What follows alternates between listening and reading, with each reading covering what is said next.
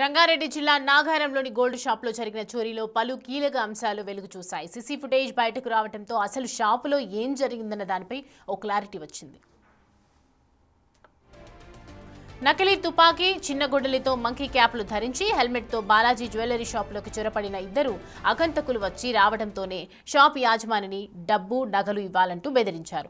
తమతో తెచ్చిన ఆయుధాలను బయటకు తీశారు. అప్పటికే అక్కడున్న కస్టమర్స్ను బయట పెట్టడంతో వాళ్ళు పరిగెత్తారు. ఇద్దరు ఆగంతకుల్లో ఒకడు యజమాని సందీప్పై చిన్న గొడ్డలితో దాడికి దిగాడు. తీవ్రంగా కొట్టడం మొదలుపెట్టాడు.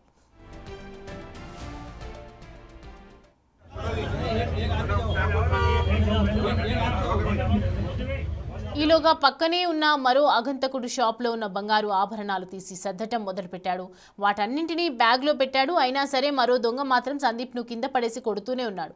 అనంతరం మరో దుండగుడు కూడా వచ్చి సందీప్పై దాడి చేసి షాప్ నుంచి బయటకు పరిగెత్తారు.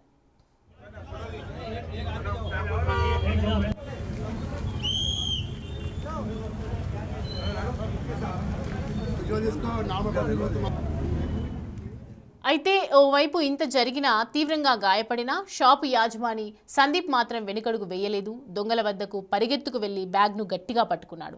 వాళ్లతో పెనుగులాడాడు. ఈ సమయంలోనే మరోసారి దొంగలు సందీప్ను నడి రోడ్డు పైన ఇష్టం వచ్చినట్లుగా కొట్టారు. చివరకు బ్యాగ్ లాక్కొని పరారవుదామని ప్రయత్నించారు. అయినా సరే సందీప్ మాత్రం బ్యాగును వదలలేదు. చివరకు చేసేదేమీ లేక దొంగలు బండిపై పరారయ్యారు.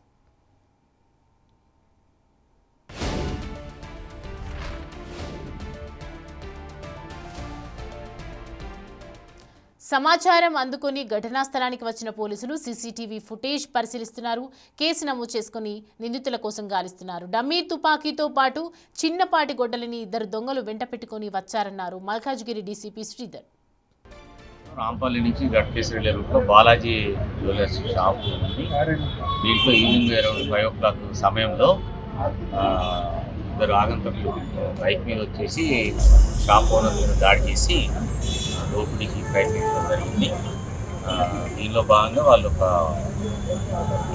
గొడ్డల్ లాంటి వెపన్ తీసుకొచ్చుకున్నారు. అదేవిధంగా ఒక టాయ్ పిస్టల్, డమ్మీ పిస్టల్ కూడా బెదిరించడం జరిగింది.